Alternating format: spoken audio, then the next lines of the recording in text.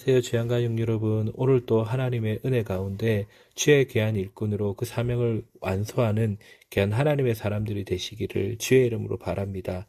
오늘은 일꾼의 조건이라는 제목으로 사사기 9장 34절에서 45절 말씀을 묵상하고자 합니다. 가알은 매복한 아비멜렉의 군대가 오는 것을 보고 대비하려 하지만 스불이 말을 듣지 않습니다.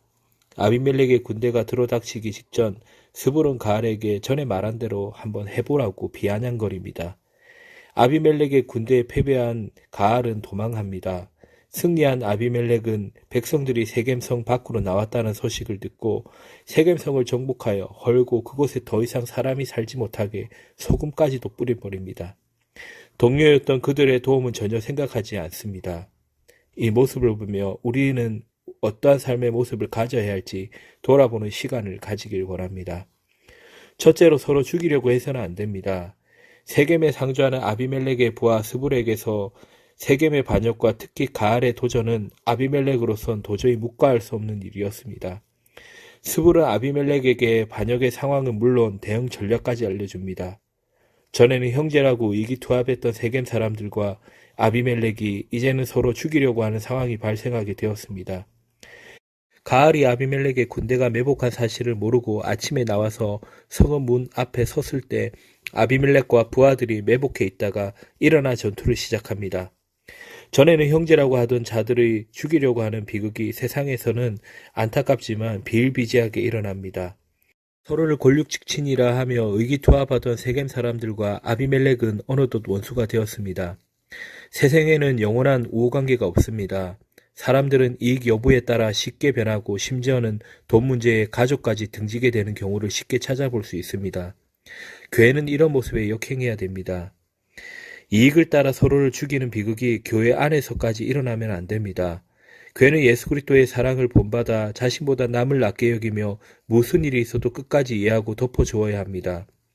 이 어두운 세상에서 교회는 대한 공동체로서 역할을 충실히 감당해야 됩니다. 이전까지 지냈던 사람과 원수가 되어 복수할 기회를 노린 적이 있습니까? 어제 친구였던 사람이 오늘의 원수가 되고 원수로 여기면서 자신에게 돌아올 이익 때문에 친구의 적 다가가는 이 세상의 방식을 거슬려 하는 것이 이 땅의 그리스도인들이 살아가야 하는 방식입니다. 그래서 성도에게는 오늘의 친구가 내일의 친구이며 오늘의 원수도 내일의 친구가 되어야 하는 것이 주님이 주신 사명입니다. 하나님의 은혜로 값없이 구원받은 자는 이해관계를 따르지 않으며 설령 자신에게 손해를 입힌 상대일지라도 용서하고 용납해 줍니다. 누군가를 공격하거나 누군가에게 복수하는데 우리의 인생을 허비해서는 안 됩니다. 둘째, 잔인한 복수는 그만두어야 합니다. 가알은 세겜 귀족 앞에 서서 아비멜렉과의 전투를 하려고 했지만 아비멜렉과 적수가 될 수 없었습니다. 결국 가알과 그 형제들은 세겜에서 쫓겨 도망했고 아비멜렉은 이튿날 들판에 나온 세겜 백성을 잔인하게 무참히 공격했습니다. 그는 비무장 상태의 백성들을 공격해 살육한 것에 만족하지 않고 하루 종일 계속 싸워 도시를 점령했으며 도시와 거민을 철저하게 진멸하고 그 장소에 소금까지 뿌렸습니다. 이처럼 아비멜렉은 처음부터 끝까지 잔인하고 배반의 명수입니다.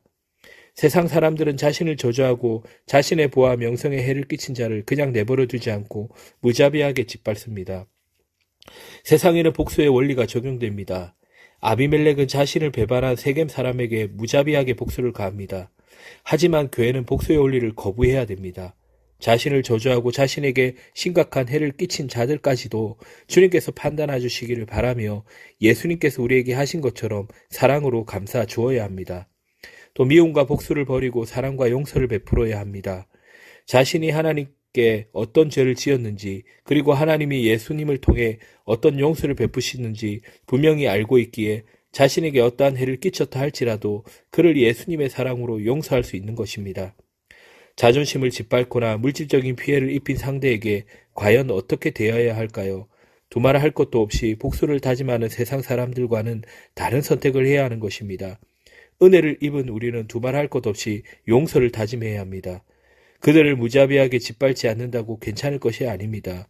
그들이 하나님의 심판을 받아 망하기를 은근히 바라서도 안 됩니다.